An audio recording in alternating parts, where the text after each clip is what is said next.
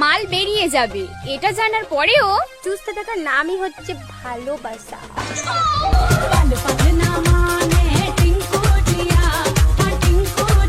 যে আমার এখান দিয়ে বেগুন ঢুকাবে তাকে আমি আমার ভিডিওটা যে শেয়ার করবে তাকে আমি বেগুন ঢুকাতে দিব, টপ এখান দিয়ে ঢুকাতে দিব।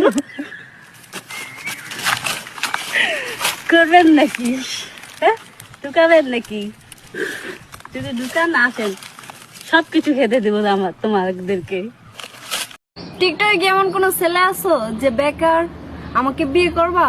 আমাকে বিয়ে করলে 2 লাখ টাকা দিয়ে একটা অটো কিনে দিব, যাতে আমার সংসার চালাতে কোনো অসুবিধা না হয়।